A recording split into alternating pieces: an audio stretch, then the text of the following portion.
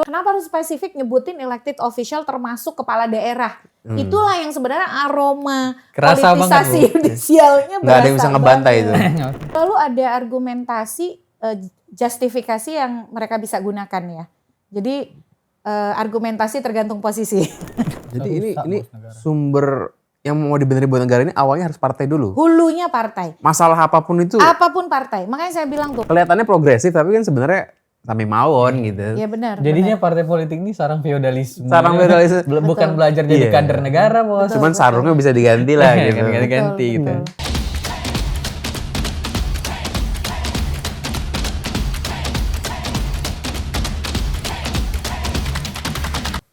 Oke, kembali lagi di Retorika Show. Hari ini kita bersama Mbak Titi Anggraini. Selamat datang Mbak Titi. Ya, halo Mbak Titi. Halo. Thank you banget nih. Ya. Mbak Titi ini kan aktifnya di bidang kepartaian gitu ya. Kepemiluan bahkan. Meskipun bukan orang partai kan sering ngomongin partai gitu. Iya. Dan kemarin itu yang kemarin lolos itu soal apa tuh? Ini Threshold. Itu Mbak Titi juga pernah ngajuin kan sebelumnya ya? Ya, total lolos 3 kali ngajuin. Oh, 3 kali. Mungkin di antara yang pernah ngajuin kayaknya saya paling banyak ya, 3 kali. Effendi Ghazali itu 2 kali, saya 3 kali. Habibur Rahman 2 kali. Habibur Rahman ini pernah ngaji padahal dia Pernah Gerindra ngajuin. gitu Jadi, ya. dia mengajukan waktu undang-undangnya masih undang-undang Pilpres yang lama, 42 2008. Kan ada pasal serupa tuh.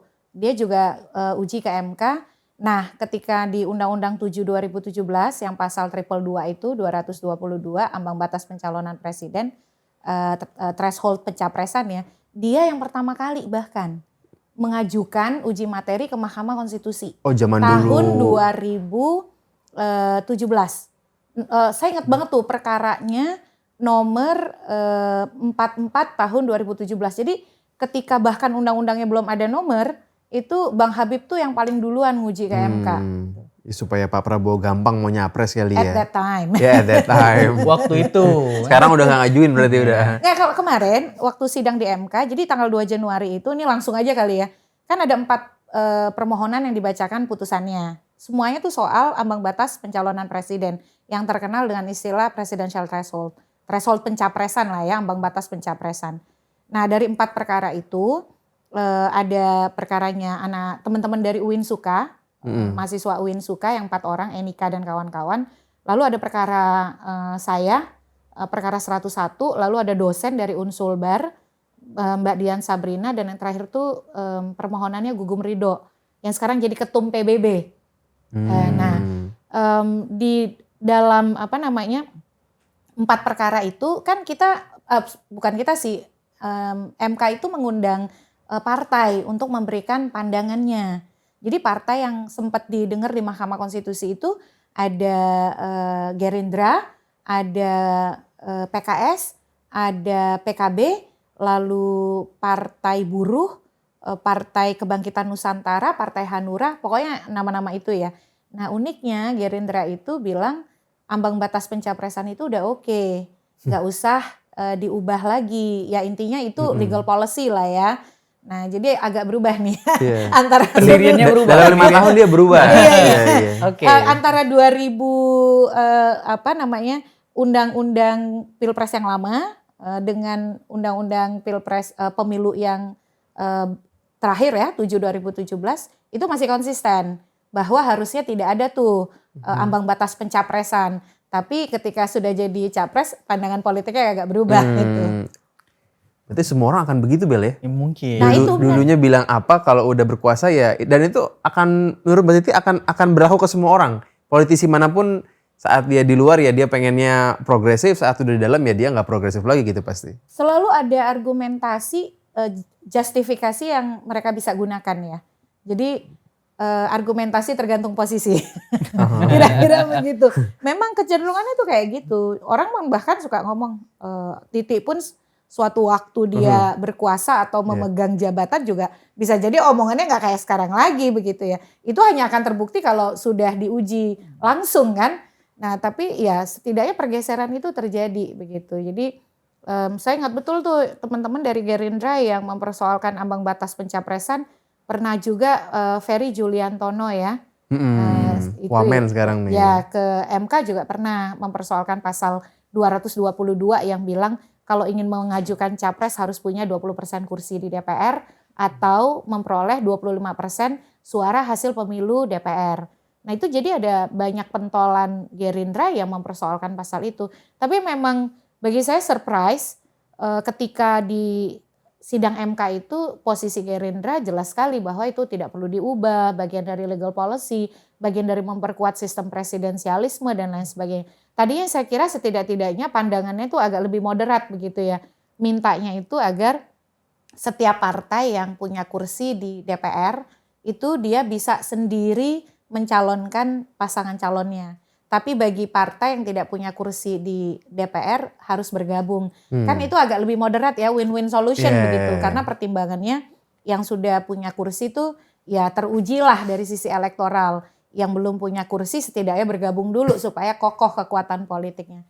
Tapi ternyata pandangannya justru pinginnya agar ambang batas pencapresan itu tetap ada begitu. Saya sendiri di permohonan saya mintanya, karena ini permohonan ketiga ya kalau saya. Pertama saya mengajukan 2017, yang kedua di 2018. Nah yang sekarang tuh di 2024 saya mintanya jalan tengah karena udah frustasi kan.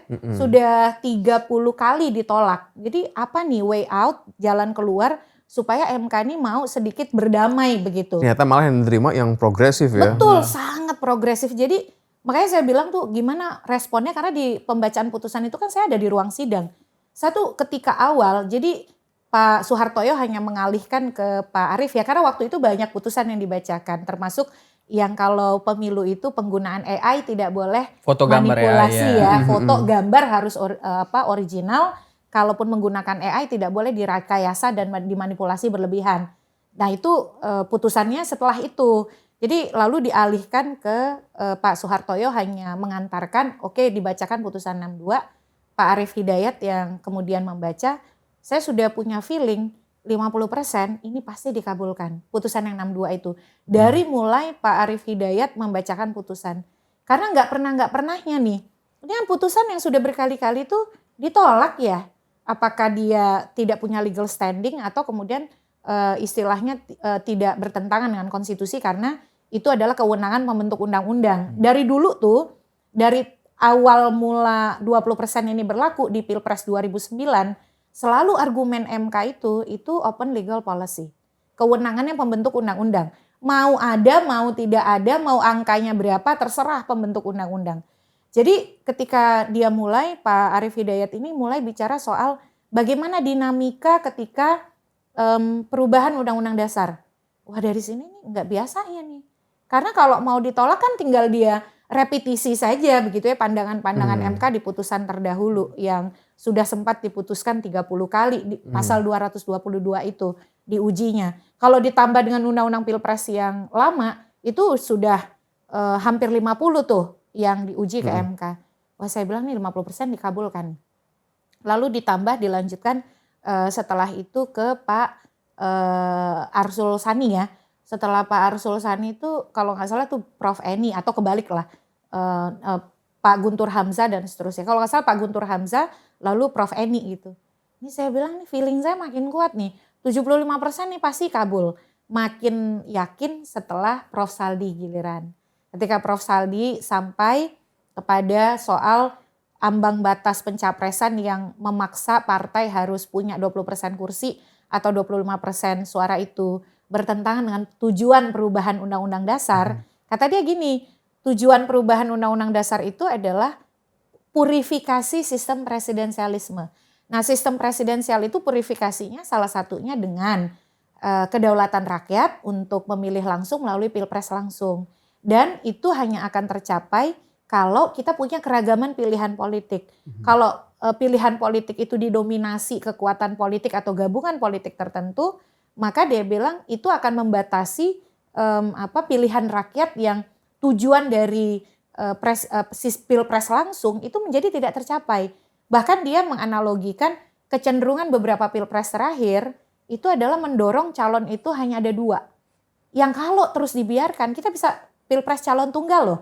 Kalau pilpres calon tunggal kata dia itu nggak sejalan dengan tujuan perubahan undang-undang dasar yang menghendaki pilpres langsung dan keragaman pilihan. Karena kan kita 50% plus 1 ya. baru bisa jadi presiden. Nah 50% plus 1 itu dengan imaji bahwa calonnya itu ada beragam. Nah terus kata dia kecenderungan untuk membatasi pilihan itu sudah menjadi fenomena di pilkada calon tunggal. Yang kalau dibiarkan di pilpres pun akan terjadi. Di situ saya yakin ini 99% nih dikabulkan nih teman-teman UIN Sunan Kalijaga itu. Ternyata betul. Cuman kalau mau menghindari calon tunggal, sebenarnya dengan putusan kemarin pilkada akhirnya ada yang boleh nyalon dengan suara yang lebih sedikit, tetap aja ada calon tunggal juga kan di beberapa daerah gitu Mbak Titi? Betul, karena masih ada threshold itu ya. Meskipun udah diturunin gitu. Udah diturunin 6,5 sampai 10% kan. Kita ada 37 daerah bercalon tunggal. Dan tetap banyak gitu maksudnya calon tunggal. Gak signifikan berubahnya, gak signifikan kan? Sebenarnya turun, tapi turunnya itu sekitar 2%. Jadi kalau dari sisi persentase ya. Berarti kecil gitu. Nah kecil, karena kenapa? Ya banyak faktor. Faktornya itu tidak sederhana. Tapi di tahun 2024 ini anomalinya. Calon tunggal ada di pilkada gubernur loh. Yaitu di Papua Barat. Kan spektrum wilayahnya jadi lebih besar kan. Biasanya calon tunggal hanya terjadi sejak 2015 pertama kali calon tunggal dibolehkan. Sampai 2020 itu selalu arenanya kabupaten kota. Di 2024 terakhir itu ada di provinsi. Jadi logika MK tuh benar kalau terus dibiarin. Bukan tidak mungkin di presiden juga ada gitu. Nah kalau MK konsisten, nih kita nggak usah ngomongin yang lain-lain dulu ya. Sebenarnya logika roadmapnya itu ya memang tidak dihapuskan ambang batas pencapresan. Karena kan di pilkada dia masih di pilkada itu kan putusannya Agustus ya. Ambang batas itu tetap ada tapi dia setarakan dengan persyaratan calon perseorangan atau calon independen. Antara 6,5 sampai 10%. Kalau logika yang sama dipakai di Pilpres, sebenarnya ambang batas menjadi juga masih digunakan dengan alur MK yang sebelumnya nih, yang ala pilkada. Tapi justru di Pilpres, MK bukan mengenolkan, bahasa dia itu adalah menghapus rezim ambang batas, karena rezim ambang batas pencalonan presiden, rezim ambang batas minimal ya, dia menyebutnya ambang batas minimal pencalonan presiden adalah inkonstitusional. Jadi kita nggak boleh lagi nyebutnya dengan 0% karena 0 kan masih angka. Jadi bedanya apa tuh secara arti buat orang awam gitu Mbak? Dan ini juga Gam yang gue baca di putusan MK ini yang saya baca ya Bu. Ini agak unik dan mungkin Ibu ada pandangannya. Kan MK bilang kalau ada 30 partai politik maka berpotensi ada 30 calon. Cuman di bawahnya lagi saya baca MK juga bilang kalau misalnya kebanyakan calon MK belum bisa menilai apakah berdampak positif. Nah ini gimana nih? 30 katanya. Jadi bingung gitu ya. Iya 30 kan kalau dalam KBBI lebih dari satu juga banyak gitu kan. Ini maksud MK itu gimana? Itu inkonsistensi MK tuh di situ. Jadi MK seperti main dua kaki gitu. Satu sisi dia menghendaki keragaman pilihan politik dan itu dia akui. Walaupun ada keragaman pilihan politik, toh pada akhirnya yang menang kalau di konstitusi kita kan, pasal 6A ayat 3, harus yang memperoleh suara 50% plus 1, kayak di DKI Jakarta.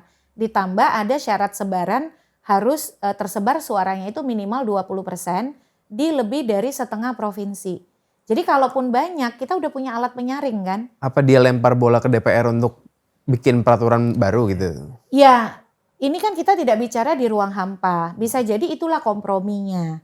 Jadi satu sisi, semua partai politik peserta pemilu boleh mencalonkan. Tapi, karena kan ada kekhawatiran nih nanti sembarangan calonnya. Dulu tuh saya pernah mengobrol sama legislator. Waktu advokasi minta penghapusan ambang batas pencapresan. Threshold ini ya. Dihapuskan dong, kan udah jadi peserta pemilu. Harusnya level playing field-nya mulai dari nol kan. Kan udah lolos jadi peserta pemilu, partai politik, siapapun yang lolos jadi partai politik peserta pemilu harus punya hak yang sama. Karena mereka tarungnya adalah gimana bisa jadi parpol peserta pemilu kan. Apalagi sekarang partai parlemen gak perlu diverifikasi faktual gitu. Tahu gak jawabannya apa? Ya nanti bisa sembarangan dong. Nanti orang hanya karena dia artis terkenal bisa jadi capres. Ya kan partai harus jadi saringan kan. Nah jadi kekhawatirannya itu adalah nanti orang yang asal punya duit, asal punya popularitas itu bisa menjadi capres. Nah cara menghambatnya ya threshold ini. Padahal kalau orang punya duit dan bisa beli partai kan juga bisa gitu ya, walaupun ada threshold. Cuma belum pernah kejadian kan Mbak Titi di Indonesia. Nggak kayak di gubernur atau di wali kota gitu Ya, kan. tapi bukan tidak mungkin kan. Sesuatu yang belum kejadian bukan tidak mungkin. Nah itu alasan MK. Tapi kalau bagi saya sih MK ambigu aja. Satu sisi dia membuka keran. Kalau bahasa MK tuh membuka katup. Sehingga tadi ambang batas itu benar-benar dihapus. Nggak boleh lagi ada persyaratan mengajukan calon presiden yang persyaratannya itu merujuk pada syarat perolehan kursi DPR atau perolehan suara. Nah, jadi Berarti benar-benar pasti nggak ada gitu ya. pasti nggak ada, nggak boleh Nggak, karena bukan jadi kita turun doang. Nggak, ini Enggak, berarti enggak. udah nggak ada berarti. apalagi kalau ada yang mau bilang, oh nanti kita atur di undang-undang yang boleh mencalonkan sendiri hanya partai yang punya kursi di DPR yang lolos parliamentary threshold. Sekarang kan ada 8 partai ya yang lolos parliamentary threshold. Nggak begitu karena itulah permohonan saya yang tidak dikabulkan MK. Nah, jadi kalau ada yang masih menafsirkan itu udah jelas ditolak oleh MK. Buktinya permohonan saya tidak diterima MK kan. Jadi MK tuh udah tutup buku soal yang begituan. Jadi kenapa saya nggak mau nyebut 0%? Karena 0 kan masih ada angka. Bisa naik lagi gitu. Iya, kalau 0 kan bisa aja 0,1 kan hitungannya angka 0. Jadi kita harus menggunakan terminologi ambang batas pencapresan itu memang dihapus. Tidak ada lagi bahasanya MK, rezim ambang batas minimal pencalonan presiden dan wakil presiden. Dan ambang batas ini kan cuma ada di Indonesia ya, Mbak Titi ya? Ada negara lain. Ada negara lain. Turki itu dengan amandemen konstitusinya tahun 2017, Ngikutin tapi kita dia deh. 5% dari kursi DPR. Dan ada calon usulan DPR. Jadi kalau dia tidak punya 5% kursi, bisa masuk jalur perseorangan mendapatkan dukungan pemilih yang ada di DPT 100.000 pemilih. Jadi ada 2 jalur nih, ada tracknya menggunakan kursi DPR 5%, ada yang track menggunakan calon perseorangan dukungan langsung dari pemilih 100.000 voters atau pemilih. Tapi ada yang bilang Turki kan baru memperkenalkan 2017. Sementara kita memperkenalkan ambang batas pencapresan ini sejak pemilu 2004. Katanya Turki itu belajar sama kita. Iya banyak yang bilang itu kalau di TV. Mantap juga ya orang belajar sama Indonesia ya. Tapi Bel nanti kan lu juga bisa Bel ajuin ke MK buat balikin lagi threshold mungkin 10 tahun lagi Bel. Itu gue langsung diserang teman-teman pemuda. Itu buat masalah namanya Gam. Jangan dong. Bel kan masa depan politiknya masih panjang. Putusan ini akan lebih bersahabat dengan orang muda, perempuan, dan kelompok-kelompok marginal. Karena kan arena kontestasinya menjadi lebih inklusif. Ketika saluran politik dibuka lebih inklusif, ruang itu akan terbuka. Bisa jadi kalau misalnya nanti soal usia kita konsisten ya, tidak main injury time kayak putusan MK 90 yang usia capres kemarin itu. Tapi memang kalau saya nih dari dulu, ngusulin syarat usia capres kepala daerah itu usia yang sama dengan usia pemilih. Kenapa sih kita memberikan kepercayaan orang untuk memilih? Kan itu kan perlu pertimbangan, perlu banyak hal untuk mengambil keputusan. Tapi kita tidak kasih kepercayaan orang untuk dipilih dengan syarat usia yang sama. Jadi dari dulu tuh saya waktu masih di Perludem, masih direktur Perludem, usulan syarat untuk jadi capres, cagup, calon wali kota, bupati, anggota DPR itu disetarakan aja dengan usia pemilih 17 tahun. Oke kalau nggak mau 17 misalnya, ada pengalaman di atas 17. Samakan dengan syarat calon anggota DPR, DPRD, DPD. 21 ya. 21 tahun. Nah tapi memang dia tidak boleh ketika kemudian kontestasi sudah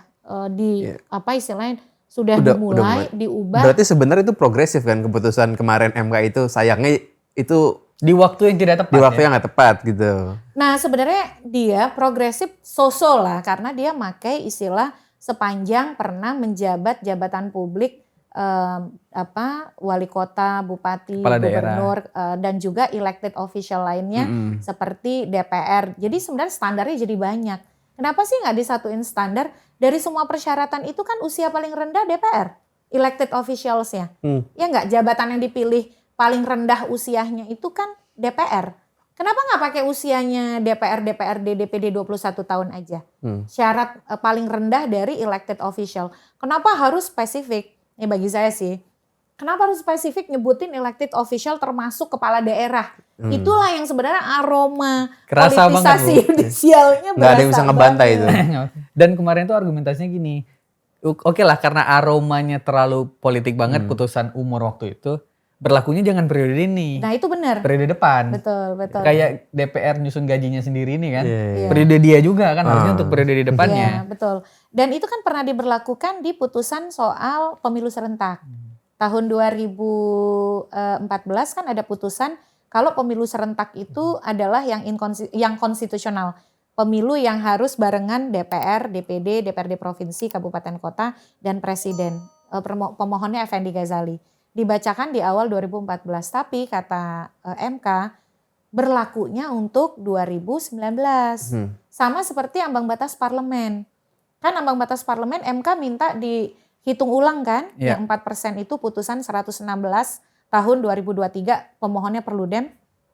Tapi kata MK 4% itu karena kita udah masuk kompetisi nih, udah diketahui oleh peserta pemilu, 4% tetap berlaku di 2024, tapi untuk 2029 harus hitung ulang.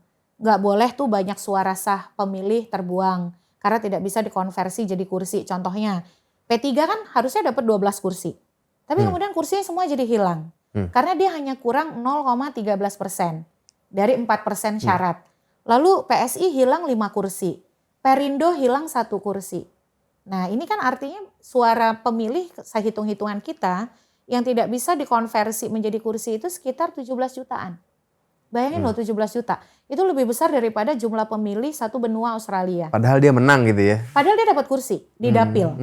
Ya, kayak tadi hitung-hitungannya P3 dapat 12 kursi, PSI dapat 5 kursi, Perindo dapat 1 kursi di NTB.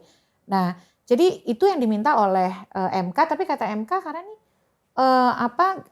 gamenya udah mulai nih. Jadi dia berlakunya di 2029. Problem dari putusan usia 90, semangatnya betul, saya apresiasi, tapi tidak tepatnya adalah karena pengumuman pendaftaran kan udah dibuka.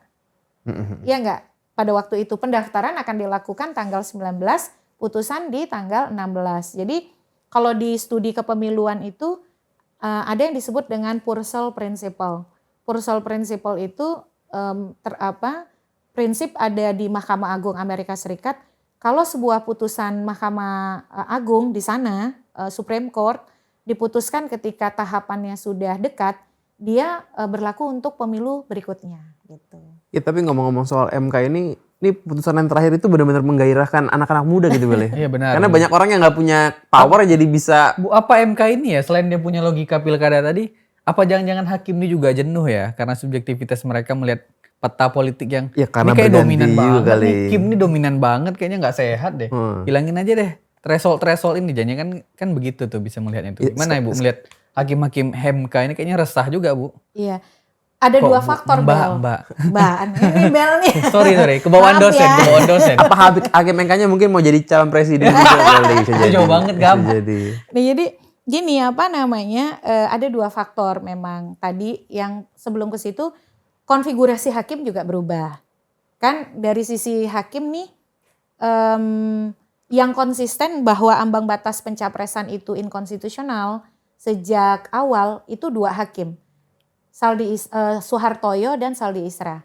Dan mereka ini berdua, dynamic duo ini saya sering sebut jadi ketua dan wakil ketua MK. Yang berikut ada 2 pemain baru yang belum pernah terlibat di isu ini, yaitu Hakim Arsul Sani yang partainya kata banyak orang kena P3. imbas dari threshold ini gara-gara salah usung capres gitu ya, karena nggak sesuai dengan karakter kepartaiannya gitu, sampai akhirnya nggak lolos ambang batas parlemen kan. Yang kedua hakim yang baru itu adalah Ridwan Mansur dari Mahkamah Agung kan, yang memang juga belum pernah memutus perkara ini. Lalu yang berubah pendirian hukum itu ada 3 kan, Hakim Arief Hidayat, lalu Eni Nurbaningsih, dan yang ketiga Guntur Hamzah. 2 hakim yang konsisten menolak permohonan Anwar Usman dan Daniel Yusmik. Jadi konfigurasi hakim saya yakin mempengaruhi bahwa ada ya yang namanya putusan kan. Beberapa memang MK sempat berubah pendirian hukum ya, soal usia calon presiden juga kan berubah pendirian hukum. Tapi konfigurasi hakim saya yakini ini berkontribusi. Yang berikut adalah tadi betul, memang ini ada dipengaruhi situasi kontemporer terkini. Dan itu diakui oleh MK, Bel. Di dalam putusannya ya Mas. Di dalam putusan itu kan ketika dia bicara ada kecenderungan hanya ada 2 calon, yang itu mengakibatkan polarisasi, keterbelahan di masyarakat. Walaupun dia kemas dengan argumen konstitusi ya. Itu melemahkan sistem presidensil karena akhirnya pilihan politik yang beragam tidak bisa diperoleh oleh rakyat. Kedaulatan rakyat menjadi terbatasi untuk memilih, dan termasuk dia bilang itu mengganggu hak untuk dipilih, right to be a candidate dari kader-kader partai, karena partai yang non parlemen dan partai baru menjadi terbatas kan, terutama partai baru nih kayak di 2024 kan kita sebut ada satu partai baru, Gelora lah ya paling gampang, atau Partai Umat itu begitu ingin partai buruh supaya logo dia sebagai misalnya bagian dari koalisi untuk masuk di surat suara, itu nggak bisa karena dia kan nggak punya suara, nggak punya kursi. Karena memang dia betul-betul baru kontes di 2024. Nah itu dianggap melanggar hak politik untuk dipilih.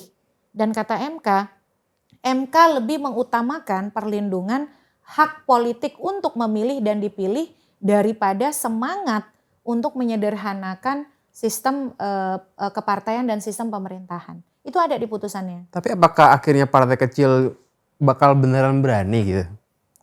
Kalau nyajuin sendiri gitu ya, ujung-ujungnya hanya akan nempel-nempel sama orang besar yang supaya namanya nempel aja kan di surat suara. Pada gitu. akhirnya keputusan MK yang bagus ini tidak tereksekusi dengan bagus karena partai politiknya juga nggak punya keberanian untuk. Tebakan Mbak Titi itu beranikah gitu? Jadi benar nih sekarang istilahnya bolanya tuh ada di partai. Karena putusan MK hanya akan bisa dieksekusi oleh partai politik peserta pemilu. Jadi tantangannya itu pertama satu, partai politik berapa banyak yang akan jadi peserta pemilu. Yang saya khawatirkan parlemen akan menghambat partai-partai baru yang akan jadi kompetitor mereka.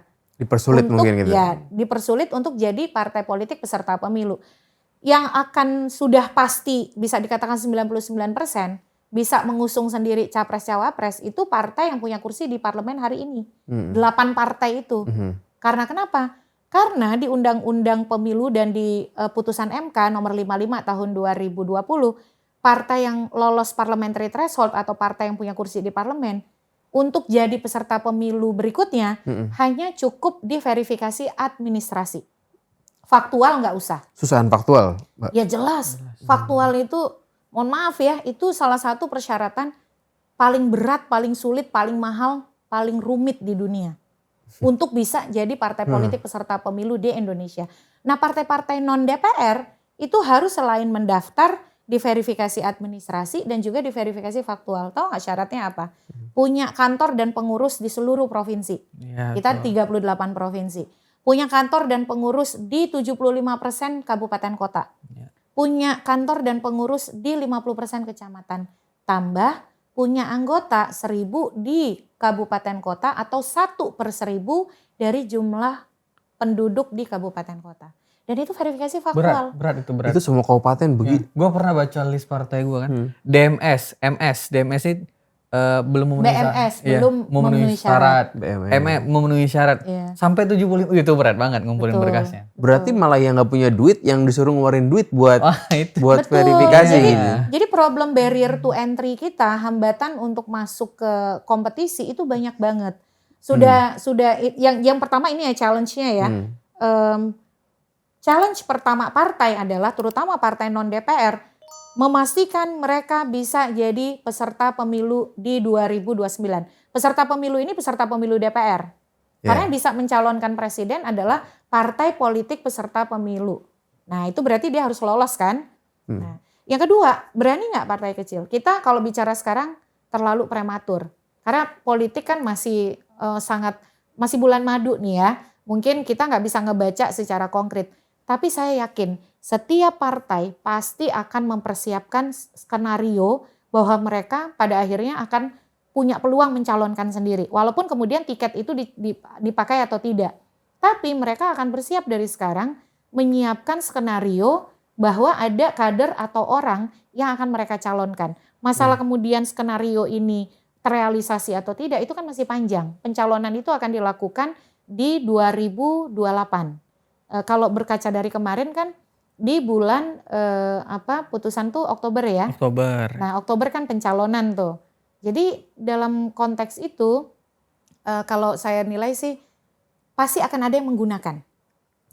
Pasti ada yang berani gitu Akan ya. ada yang berani gitu Akan ada yang Ya, berani. kalah pun kan dapat efek kotel, efek yang mantap itu pasti buat partai gitu. Tapi partai akan berhitung kalau dia memang tidak punya figur, lebih baik dia pendekatan adalah berkompromi dengan kemudian insentif kursi menteri. Jadi daripada dia ada partai yang justru kalau dia memaksakan calon dia sendiri bisa jadi partainya akan turun kursinya, suaranya. Jadi lebih baik dia mengikut kepada calon yang lebih populer, menjadi bagian dari koalisi, mendapatkan setidaknya suara dia tidak terganggu, tapi di saat yang sama dia bisa dapat kompromi kursi menteri. Nah itu kan yang terjadi selama ini, power sharing itu kan. Iya, dan ini juga kadang kalau misalnya capres-capres ini sebelum partai politiknya, lembaga survei itu kan udah munculin nama-nama yang ini Mbak Titi. Iya, Maksudnya betul. jadi bisa jadi ya, entah tiba-tiba ada nama dari PBB yang namanya gede banget tuh jadi capres. Dicalonin sama partai lain juga gitu. Padahal partainya kecil, cuman kan Pilpres kita juga punya kebiasaan membaca kepopuleran Iya, betul. tokoh tuh dari lembaga survei kan Betul. gitu kan. Dan itu sudah menjadi seolah-olah praktik yang dilakukan ya, bukan hanya di Pilpres, sudah terlembaga lah. Berarti kejadian Anies gagal nyagup kemarin itu nggak akan terulang lagi? Karena pasti ada partai yang mau nampung lah gitu maksudnya. Kalau Orang nggak tidak punya partai ada, ini.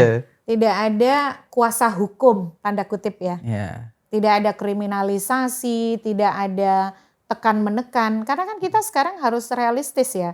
Ada beberapa faktor yang menyebabkan mereka menggunakan tiket atau tidak. Salah satunya adalah tekanan politik untuk mengamankan posisi di dalam koalisi, atau yang kedua adalah tekanan hukum.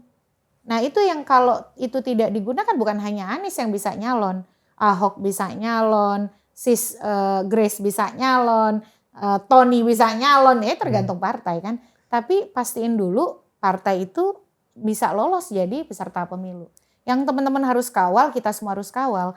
Jangan sampai kemudian nih gate-nya dibuka, tapi kemudian untuk mencapreskan, tapi kan untuk bisa mencapreskan itu harus jadi partai peserta pemilu dulu. Jangan sampai kemudian yang dimainin adalah tiketnya dikasih, tapi perahunya nggak dikasih gitu. Berarti kita perlu curiga kali Bel ya. Kemarin 18 partai, tiba-tiba jadi 10 doang. Ini kita perlu curiga nih jangan-jangan nih.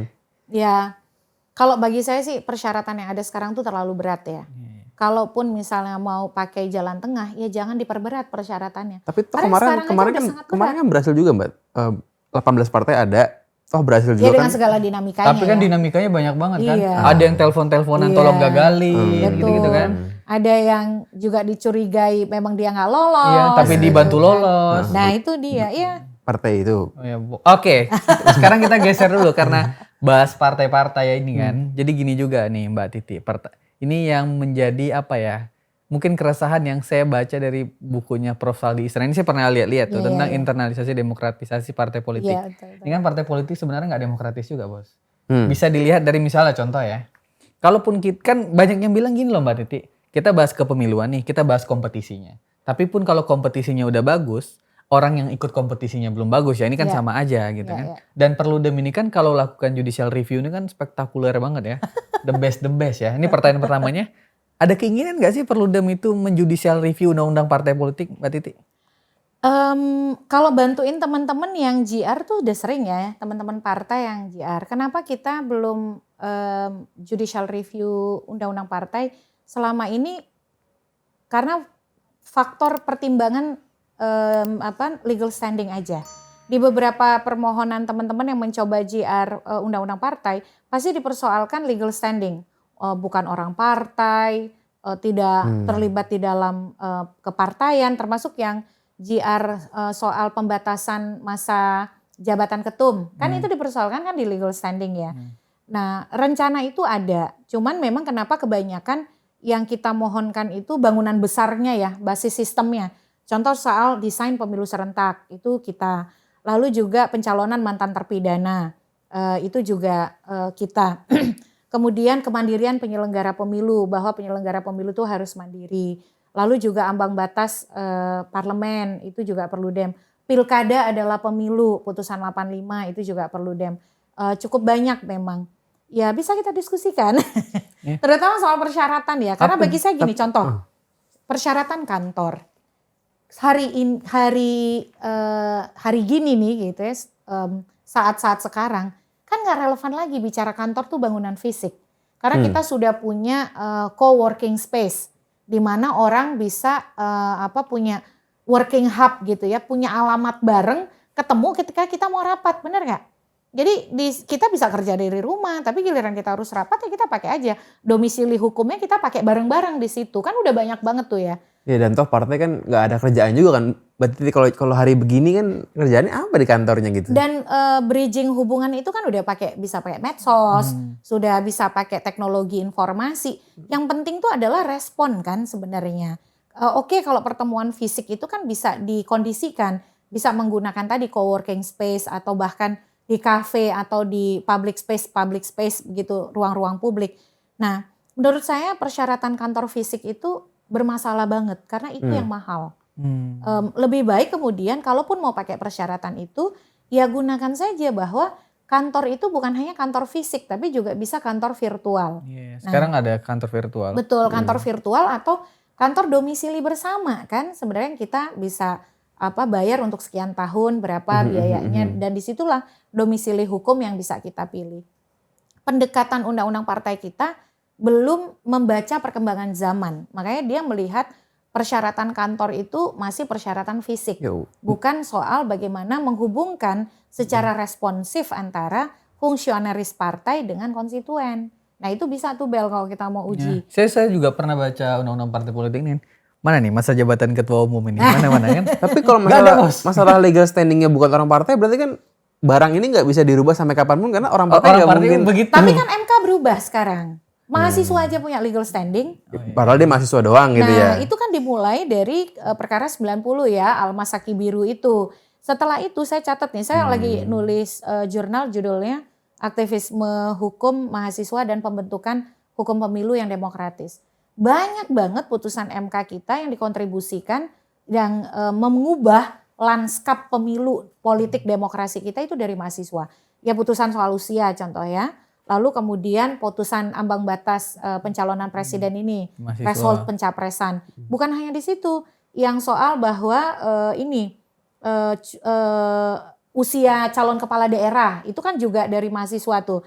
Terus kemudian kampanye pejabat negara, kampanye di kampus. Jadi peran mahasiswa tuh banyak. Pilkada 2024 tidak boleh dimajukan, tidak boleh ditunda. Itu juga mahasiswa. Jadi bukan sekedar mimpi kalau partai ini bisa nggak jadi partai keluarga lagi gitu. Sangat bisa, tapi gini, memang ini kan lagi-lagi ya, kita nggak bicara di ruang hampa ya. Jadi permohonan tuh selain harus bagus, juga harus ditopang oleh dukungan publik yang besar. Nah memang MK ini agak unik karena di putusan yang terakhir, threshold atau ambang batas pencapresan, itu kan agak senyap ya. Tiba-tiba, walaupun ya saya mengabarkan gitu ada permohonan ini. Tapi kan perjuangan menuju dikabulkannya itu kan panjang. Orang-orang yang tidak pernah lelah menguji ke MK sampai puluhan kali dan baru ini permohonan yang dibacakan dan dikabulkan ini adalah dari total 36 permohonan yang menguji ambang batas pencalonan presiden di Undang-Undang 7 2017. Itu adalah dari 36 itu adalah permohonan yang ke-34. Nah jadi baru dikabulkan. Jangan-jangan kita memang harus memutar begitu kali ya. Senyap bos, tiba-tiba kan gak ada yang putus. Wah. Sama kayak ambang batas pilkada kan juga gitu kan. Gak ada yang menduga tuh permohonan partai buruh. Gue bingung buruh. ini Bel, saya bingung gini kalau misalnya ada batas ketua umum misalnya berapa periode. Terus siapa orang yang mau jor-joran buat partainya kalau dia udah tahu bahwa ya 10 tahun dia udah kelar gitu. Ada, makanya jangan menggantungkan jor-joran untuk partai pada orang. Kan partai itu sumber rekrutmen utama jabatan-jabatan politik publik di Indonesia. Idealnya begitu Mbak, maksudnya tapi kan kita harus upayakan DPR, presiden, kepala daerah 90% dari partai. Mau jadi hakim MK, MA, KPU, Bawaslu, KPI, Ombudsman semua lewat partai approvalnya kan. Oleh karena itu negara harus investasi buat partai. Biasanya tuh gini juga ada yang bilang Mbak Titi, kalau mau lihat cerminan, kadang gini, kan negara demokrasi nih sistemnya. Lihat aja partai politiknya gitu Betul. kan. Kalau partai politiknya nggak demokratis, jangan-jangan negaranya juga nggak demokratis. Karena harusnya yang mengajari negara tentang cara berdemokrasi ini, Iya. itu dimulai dari partai politik yang udah mendemokrasi dirinya sendiri gitu kan. Karena partai instrumen demokrasi, nggak Iya. mungkin dia nggak mempraktekkan demokrasi di internal partai. Iya kan? benar. Tapi majority orang nggak suka partai gimana? Nah, Itu tren global, tren bukan global. hanya Indonesia. Ah. Walaupun di Skandinavia partai politiknya sehat. Nah, kenapa kebanyakan negara Skandinavia, Eropa Barat itu partainya relatif sehat? Karena pembiayaan partai tidak sepenuhnya menggantungkan kepada pemodal, kepada bohir atau orang-orang yang punya uang, segelintir orang yang punya uang. Di sana pembiayaan partai skemanya memakai public funding, dana negara. Jadi sekian persen dari kebutuhan partai itu dibiayai oleh negara. Kalau di Jerman tuh 30% dari kebutuhan partai dibiayai oleh negara. Beberapa negara lain bahkan skemanya ada yang sampai 50%. Nah dengan demikian orang-orang yang punya motivasi masuk partai, nggak punya uang, bisa mengangkat kepalanya gitu di depan para pemodal-pemodal itu karena dia disupport oleh dana negara yang juga dia bisa punya peran di situ. Masalahnya gimana rakyat mau terima kalau ada undang-undang yang funding buat partai ini akan dinaikin, kan rakyat ini kan udah antipati banget nih. Pasti kan komen-komennya kok itu dikasih duit tambahan begini, itu kan perannya Mbak Titi mungkin sebagai akademisi gitu untuk Iya. pencerahan. Banyak kok orang yang mendukung dan orang-orang yang menjadi bagian dari penguatan demokrasi. Perludem mendukung, ICW Kalau awam gimana mendukung. Mbak? Awam yang ya Nah. rakyat kebanyakan. ini PR berat banget ya. Ya PR berat. Memang kemampuan kognitif emosional pemilih kita kan juga kadang harus dilakukan engineering. Nah engineering itu bisa dilakukan oleh siapa? Ya tokoh-tokoh publik, orang-orang yang dianggap yang berada di tengah, yang suaranya itu konsisten untuk demokrasi. Ketika ICW yang ngomong mendukung pendanaan partai oleh negara, ya kan motifnya nggak mungkin motif untuk korupsi kan? Pasti Nggak. motif untuk anti korupsi gitu. Benar. Nggak kerasa motif jahatnya ya. Berarti Ya, iya. logika naikin uang partai, naikin gaji pejabat itu bisa diterima. Kalau saya pendanaan partai dari dulu kami di Perludem sejak 2010 sudah mendorong itu. Jadi kalau kami tuh mendorongnya gradual. Kita naikkan secara gradual. Sekarang kan dana untuk partai itu 1.000 per suara sah untuk yang punya kursi di DPR, 1.200 untuk yang punya kursi di DPRD provinsi, 1.500 yang punya kursi di DPRD kabupaten kota. Nah itu dinaikkan gradual. Dulu hitung-hitungan kami di 2015 satu suara itu 6.400.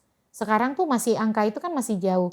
Digunakan untuk apa? Satu, digunakan untuk kaderisasi, rekrutmen politik yang demokratis dan juga untuk penguatan keterwakilan perempuan di partai. Membiayai partai saja itu tuh sudah berat begitu. Apakah cukup duit segitu puluhan ratusan miliar buat pemilu kita yang ada setoran serangan pajarnya, AIOE, makanya dia nggak bisa dangdut. berdiri sendiri. Dia harus betul-betul holistik. Kita nih semua udah punya solusinya.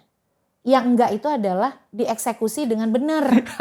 Itu gimana ya Bel? Jadi kalau mau ngomongin teori A sampai Z-nya itu udah ada semua. Tawaran kebijakannya itu udah ada semua. Contoh penegakan hukum yang efektif.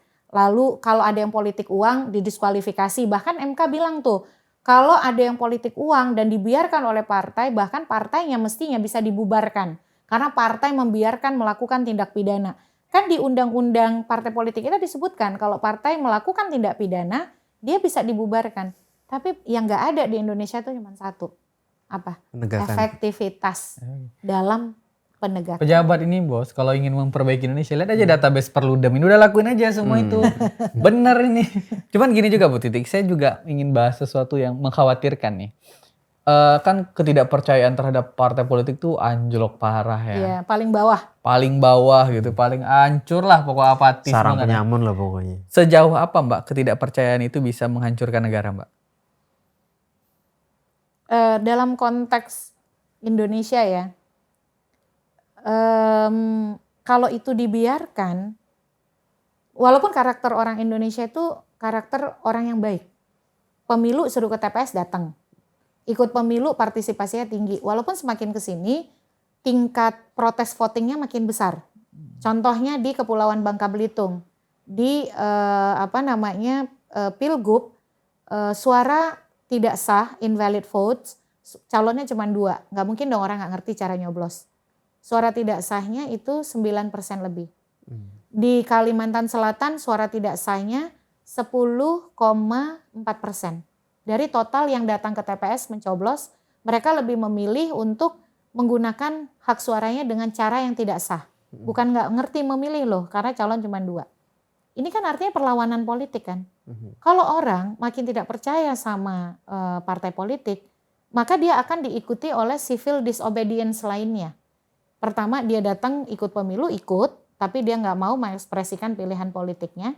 Yang kedua, akan diikuti oleh pembangkangan atau pengingkaran lain. Misal ya bukan tidak mungkin nggak mau bayar pajak, nggak mau patuh pada kebijakan yang dibuat, ya itu yang kemudian akan berdampak bagi ketatanegaraan kita. Dan ya kalau ini terus terbiarkan, dan partai ini kan sumber rekrutmen jabatan-jabatan penting ya, mereka tidak puas dengan posisi-posisi yang dipilih, ya jangan sampai kita punya 98 jilid 2 lah ya. Itu kan ekses dari disfungsinya partai, karena dia memang masuk ke dalam satu kutub kekuatan yang sama gitu. Partai tidak menjadi kekuatan kontrol yang harusnya memerankan fungsi itu. Makanya orang nggak percaya sama partai. Jadi ini sumber yang mau dibenerin buat negara ini awalnya harus partai dulu. Hulunya partai. Masalah apapun itu. Apapun partai. Makanya saya bilang tuh kemarin ada pertemuan. Kita ngebahas soal sistem pemilu. Mau dipilih oleh DPRD, kepala daerah. Terus sistem pemilunya mau tertutup, terbuka, campuran. Saya bilang tuh hilir. Hulunya partai politik. Yang penting itu dulu. Mau korupsi timah, mau korupsi apapun semua. Ujung-ujungnya buat partai. Kan ada mulai pengakuan nih. Ada sejumlah uang yang diberikan kepada partai kan. Kan udah ada mulai tuh beberapa kasus korupsi. Paling yang kita bisa harapin tuh ada mahasiswa, entah dari mana lagi, yang judicial review gitu kan. Yang di judicial review undang-undang partai politik gitu. Ya cuman kayaknya terlalu gila untuk bisa kenyataan gitu ya. Karena memang udah lazim kan bahwa partai itu memang ketumnya itu 30 tahun kalau bisa seumur hidup gitu kan. Itu cuma satu persoalan. Nggak bisa kebayang bahwa akan berganti kayak ganti wali kota gitu. Kalau menurut saya sih kita bisa mulai dari banyak hal ya. Walaupun mungkin ini terlepas kita bisa setuju atau enggak. Contoh, rekrutmen tuh orang tuh harus berproses di partai. Misal contoh, kalau untuk menjadi calon DPRD minimal kader dulu lah 2 tahun. Latihan dulu kepemimpinan, berorganisasi di partai, mengenali visi misi ideologi partai. Kalau untuk DPR tuh 3 tahun sebagai kader. Bisa nggak kita punya pengecualian untuk para teknokrat yang ingin masuk ke partai? Boleh, tapi angkanya nggak boleh misalnya lebih dari 10%. Nah itu cara-cara untuk pelembagaan partai. Ditambah lagi tadi pembiayaan untuk kaderisasi dan rekrutmen yang terus-menerus. Nah itu juga menjadi pilihan yang melengkapi tadi. Nah soal ketum ini memang paradigma kita pertama harus dimulai menempatkan partai itu sebagai institusi publik. Karena dia sumber pengisian jabatan-jabatan publik elektoral yang mengenal periodisasi. Maka prinsipnya juga harus berlaku di internal partai. Tapi selama partai masih dianggap sebagai institusi privat domestik hanya karena dia dibiayai oleh orang per orang tertentu, ini agak susah nih. Jadi cara pandang kita melihat partai itu harus cara pandang partai ini adalah institusi publik, bukan institusi privat. Karena di institusi publik yang merebut kekuasaan-kekuasaan melalui arena pemilu, prinsip-prinsip di dalam jabatan-jabatan publik juga harus diterapkan di internal partai. Makanya negara harus masuk dalam memberikan biaya supaya negara juga bisa menarik haknya dari partai itu. Misalnya laporan, bagaimana cara kaderisasi gitu. Maksud Mbak Titi. Betul, tapi itu satu aja. Walaupun kemudian uangnya misalnya nggak signifikan, tapi kan partai mengisi jabatan publik. Karena dia pintu masuk untuk jadi presiden hanya bisa lewat partai, pintu masuk jadi anggota DPR dan DPRD hanya bisa lewat partai, maka partai harus dikelola sebagaimana kita mengelola akuntabilitas, kita mengelola lembaga publik. Dalam konteks lembaga publik elektoral ya, pembatasan masa jabatan. Kan eksekutif kita DPR, presiden maksimal 2 periode, kepala daerah maksimal 2 periode. Ya karena dia eksekutif partai, ya dia harus juga mestinya maksimal 2 periode kan gitu. Cara melihatnya gitu. Harusnya begitu. Nah kalau misalnya ketumnya berganti, tetapi sebenarnya dewan pertimbangannya itu dia juga gitu. Gamali penasaran banget waktu itu. Ya karena kan ini gimana kita yang gelandangan ini mau maju gitu kan, susah Iya, lah. Bro. kita sebagai gelandangan Ya, ini kalau bingung ya. lu mantep lah. Enggak lah. Oke lanjut gimana Mbak Titi? Ya itu makanya kan demokratisasi internal partai kan nggak berhenti hanya pada 1-2 posisi aja. Maka rotasi itu kan juga berlaku buat semua. Jangan sampai ada pemegang saham abadi kan di partai. Oh, bayangan gitu. Pemegang saham Betul. tetap ya. Terus relasi demokratis dalam pengambilan keputusan itu juga harus baik. Contoh, saya kan juga pembina Perludem. Tapi otoritas penuh pengambilan keputusan ada di eksekutif, di manajemen, di bawah direktur yang baru. Kapan perannya pembina? Kan advisory. Ada masalah baru ditanya. Kalau apapun pembina yang memutuskan, ya buat apa ada eksekutif? Intinya kan gitu. Jangan sampai eksekutifnya kayak mandataris MPR ya. Dulu kan presiden tuh gitu. Presiden adalah mandataris MPR itu. Karena gue ngeliat gini, biar banyak partai sekarang nih, setelah pemilu kelar ya, banyak ngambil anak-anak muda, dijadikan lah ketum DPP bidang apalah. Tapi sebenarnya kalau ngomong sama mereka tuh sebenarnya kan cuman ya sebagai etalase aja gitu. Ya, aksesoris ya. Ya, dapat. Kelihatannya progresif tapi kan sebenarnya kami mawon gitu. Iya benar. Jadinya partai politik ini sarang feodalisme. Sarang feodalisme. Bukan belajar jadi Iya. kader negara, Bos. Cuman sarungnya bisa diganti lah gitu. Ganti gitu. Itu betul banget ya. Partai politik tuh jadi sarang feodalisme tuh. Ya karena kita melihat ya kita nih suka pemilu, suka banget berpemilu. Makanya Kompetisi itu seru. iya, pemilu tuh kita senang pemilu. Pemilu sudah mentradisi mendarah daging. Tapi kita nggak senang dengan nilai-nilai demokrasi. Makanya indeks persepsi korupsi kita jelek banget kan. Kita peringkat 115. Skor kita tuh 34. Kalau skor kita turun ke 32, kita masuk kategori negara non-democratic regime. Karena rata-rata negara yang masuk kategori flawed democracy kayak kita, itu skor indeks persepsi korupsinya 48. Kita 34. Makanya saya pernah nulis artikel di laporannya LP3S, Indonesia .2 suka berpemilu tidak konsisten berdemokrasi. Karena demokrasi as a value, sistem nilai itu nggak jalan. Makanya partai itu hanya dianggap sebagai sarana alat untuk merebut kekuasaan, bukan sebagai perjuangan ideologi gitu. Makanya nilai-nilai demokrasi soal transparansi, akuntabilitas, kejujuran, keadilan, anti korupsi itu nggak jalan. Harusnya kan dia embedded satu gitu. Nah itu juga yang bikin frustasi. Kadang anehnya orang mau demokrasi tapi kalau ada artis nyalon mereka nggak suka juga. Oh kalau saya nggak masalah. Tadi asal gitu ya, berproses bersama partai dulu. Ya kan ada orang yang ini negara nggak demokrasi tapi begitu ada artis nyalon juga mereka juga nggak suka. Jadi karena nyalonnya mendadak Bombay gitu. Tiba-tiba Nggak melewati masa kaderisasi. iya, langsung ngalahin kader yang sudah berjuang bersama partai. Nah hal-hal seperti itu dan prosesnya itu nggak akuntabel, nggak dibuka gitu, nggak ada fit proper test yang terbuka kepada publik. apa harusnya diwajibin konvensi gitu maksudnya kalau capres katakan misal gitu Iya, tiap partai. iya. Nah itu juga yang harus kalau saya kembali ke putusan yang 62 2024 tentang penghapusan threshold pencapresan ya. Satu saya setuju, partai emang nggak boleh asal-asalan. Karena kan ini kita memilih presiden. Dalam sistem presiden itu kan betul-betul sangat powerful ya. Presiden mudah sekali tergelincir jadi tirani mayoritas loh. Makanya supaya dia nggak asal-asalan, dia nggak boleh diputuskan hanya karena ketum atau ketua dewan pembinanya seneng, maka calonnya harus A. Dia harus diputuskan melalui proses internal yang bottom up, yang demokratis. Ada rapat minimal sekali, rapat pengurus secara berjenjang dalam menjaring calon-calon yang mau diusulkan oleh partai. Bukan yang top down. Kan jujur aja, pencapresan tuh diputusin berapa hari sebelum pendaftaran calon, dealnya. Nah, yang mutusin siapa? Para ketum-ketum kan. Jadi termasuk juga pencalekan. Mestinya pencalekan juga melalui mekanisme pemilihan di internal yang demokratis. Oke lah, nggak usah kayak primary election lah kayak di Amerika ya. Kalau di sana kan mereka ada konvensi, ada kaukus. Ada yang pemilihannya itu hanya dipilih oleh anggota partai. Ada yang pemilihan internal ya untuk menentukan siapa yang akan dicalonkan.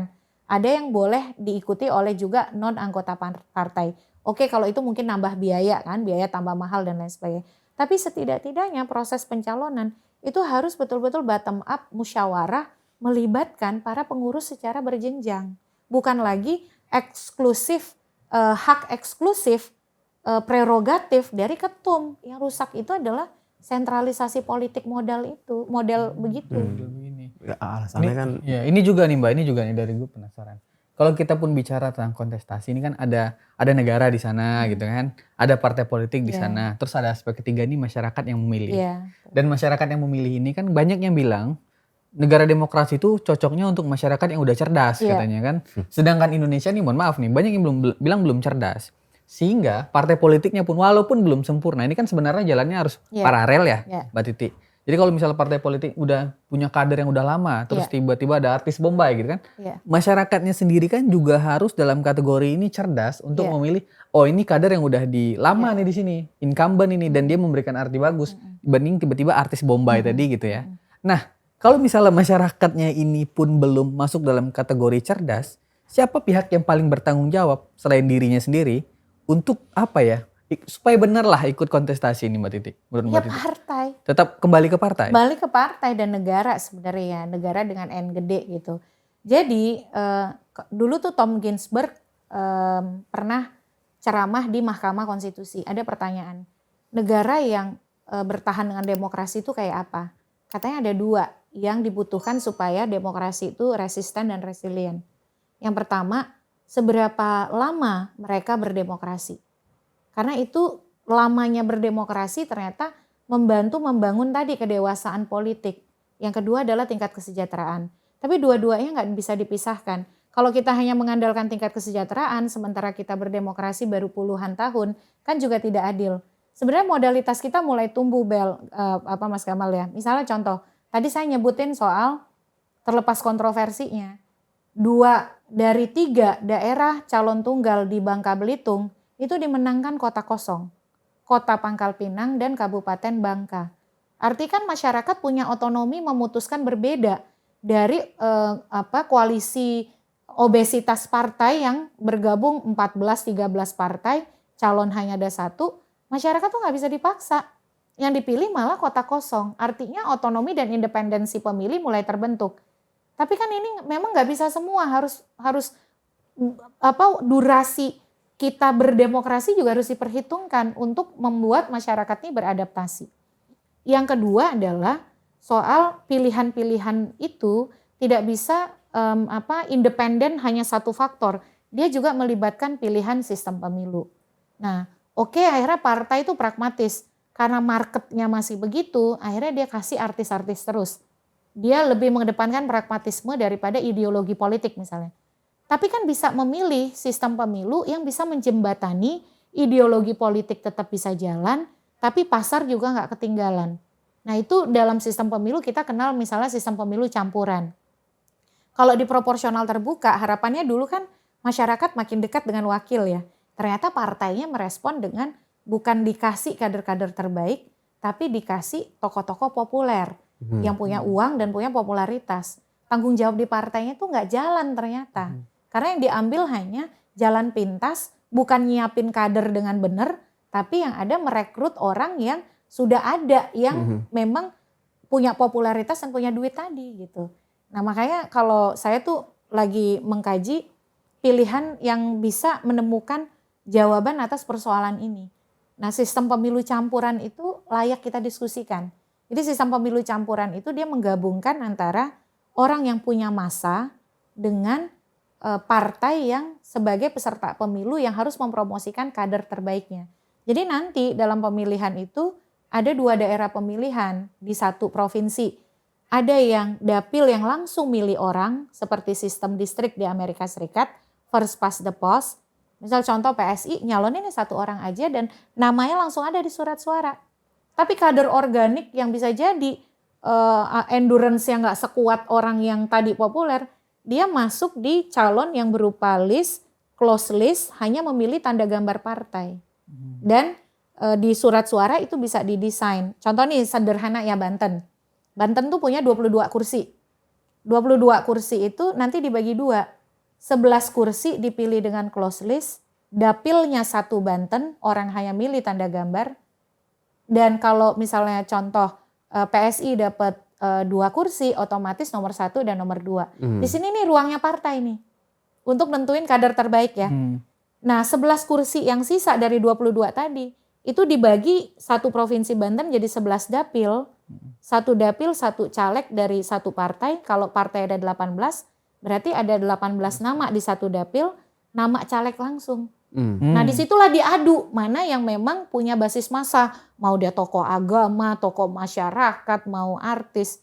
Memang disitulah ruang dia untuk engage langsung dengan pemilih. Nah sinilah win-win solution. Menarik kan? Menarik. Partai dikasih kewenangan untuk milih Yang kader close terbaiknya. list, ya. Tokoh ini dikasih kewenangan Untuk supaya bertarung. lu cukup pede Betul. nggak dengan basis suara lu. Betul. Oh, iya. Kalau dia punya dia tokoh agama, dia populer sebagai artis, diuji tuh basis sosial, basis masanya. Ya biar yang jalur partai ini memang orang-orang yang dipilih karena orang merasa ideologi partainya di situ. Tapi kan ada juga orang yang merasa saya deketnya sama kandidat yang ini gitu. Kan ada nih, saya nemuin tuh dia milih partainya Golkar, calegnya dari PAN. Kenapa? Dan dia coblos dua-duanya. Saya ideologi partai saya Golkar, tapi saya nggak suka caleg yang ada di Golkar. Saya sukanya caleg PAN, makanya suaranya jadi tidak sah gitu. Cuman berapa persen orang yang merasa punya ideologi gue sama dengan partai yang sebenarnya ideologi sama semua gitu kan? Nah tapi kan opsi itu disediain. Iya. Jadi nggak hanya dipaksa kita debat sampai istilahnya debat sampai mampus gitu ya, mau open list, tertutup, terbuka, padahal ini bisa dikombinasikan. Main kombinasi. Ini ada rencana untuk udah ajuin itu berarti? Kemarin tuh saya udah FGD sama Kemendagri, ini udah diusulkan. Perludem juga udah ngusulin. Supaya kita nggak capek terjebak pada terbuka, tertutup. Lagi pula model sekarang, ya Bel bisa cerita lah pengalaman nyalek ya. Dapilnya gede banget. Nyalek juga nih Mbak Titi. Satu dapil sama saya. Satu dapil ya? Ya, satu dapil Mbak Titi. Sama lagi. Sama lagi. Kalah lagi. Dapilnya gede, pemilihnya banyak gitu ya. Itu kan berat banget ya. Nah kalau ini harus diakui nggak semua masyarakat kita itu kenal caleg. Tapi kalau calegnya disederhanakan, dia kan nggak kompetisi jadinya dengan teman satu partai kan. Karena oke, ada satu kursi di situ, caleg cuman partai mengusulkan yang open, yang sistem distrik tadi, caleg terbaik dia gitu ya, yang milih tanda gambar partai, memang orang-orang yang diproyeksi sebagai itulah wajah partai yang sebenarnya. Gitu. Ya oke. Saya jadi paham. Coba di exercise deh nanti deh. Mungkin ini kalau dijelasin ini agak susah. Saya paham. Saya tadi kepikirannya gini Mbak Titi. Misalnya nih di dapil saya, itu kan dibagi dua kan jadi dapilnya kan. Kalau misalnya yang daftar pada dapil itu sedikit. Daftar apa maksudnya? Maksudnya yang ikut nyalek di situ, ternyata yang nyalek di situ tuh berdasarkan sistem tadi kursinya ada 4. Yang daftar ternyata hanya 3 partai. Ini kan auto win berarti. Iya betul, auto win. Auto win kan? Betul. Ya, betul. Okay. Nggak ada lagi nanti kalau misalnya ada nama-nama dapat 4 kursi sekaligus kan nggak bisa kan? Partai diberi batasan juga sebenarnya secara tidak langsung. Betul. Oke. Tapi bisa simulasi lah kita. Tapi maksudnya hal seperti itu kalau kita ingin bicara perubahan, nggak ada itu yang cuman hanya dikontribusikan oleh satu faktor. Kita juga harus bicara faktor yang lainnya. Tapi gimana pun kalau bagi saya sih, ini tuh hilir-hilir lah. Hulunya tuh partai. Kalau partainya udah bisa kita betul-betul demokratisasi, yang hilir tadi lebih gampang. Mau apapun sistemnya, kalau hulunya udah beres, hilir tuh tinggal ngikut gitu. Oke. Ya masalahnya semua orang kan pengen kekuasaannya bertahan lama ya. Nanti berganti pun nanti yang tadinya aktivis juga berubah juga, pengen langgang. Itu kan natural manusia. Tapi makasih banyak Mbak Titi. Ini hari ini kita banyak dapat ini ya. Insight baru tentang. Semoga banyak mimpinya Mbak Titi dan Perludem ini yang jadi kenyataan. Dan mudah-mudahan partai politik ini menyadari bahwa sistem mereka kurang baik lah. Kalau menurut saya kita harus jagain ya. Satu, di tengah situasi sekarang kan semua kekuasaan dalam satu kutub ya. Ya kan begitu kan. Satu, menurut saya pengadilan tuh jangan pernah diintervensi. Karena pengadilan ini bisa jadi alternatif kita untuk berjuang baik masyarakat sipil dan lain sebagainya dan untuk mengimbangi yang ada. Yang kedua itu ya parlemen tuh meskipun sudah dalam satu kutub ya tetap aja fungsinya kan dia punya fungsi sendiri gitu. Ini juga jangan sekedar jadi paduan suara atau rubber stamp buat proposal eksekutif. Nah yang ketiga ini media sebenarnya. Media yang berintegritas. Media itu kan ya bukan hanya media mainstream, koran, TV. Ya kayak podcast-podcast kayak gini tuh harus ngomongin terus gitu. Karena ya nggak ada segala sesuatunya itu taken for granted. Kita dapetin 98 terus kelar, kan nggak gitu ternyata. Jadi teman-teman harus terus nih ngomongin ini, apalagi RUU Pemilu akan diubah dan proses 2029 mumpung momennya tuh sekarang kita lagi objektif kan, evaluasi 2024 masih kita ingat, kepentingan partisan 2029 masih jauh. Jadi ngomongin yang ideal tuh memang momennya tuh sekarang gitu. Iya, nanti kalau udah 2028 udah nggak ideal lagi. Semuanya kepentingan. Iya. Oke lah kalau begitu. Makasih banyak Makasih Mbak banget Titi. nih, Mbak Titi. Anggreni udah datang. Iya. Terima kasih banyak teman-teman Yuk. Retorika Show. Sampai jumpa. Thank you. Thank you.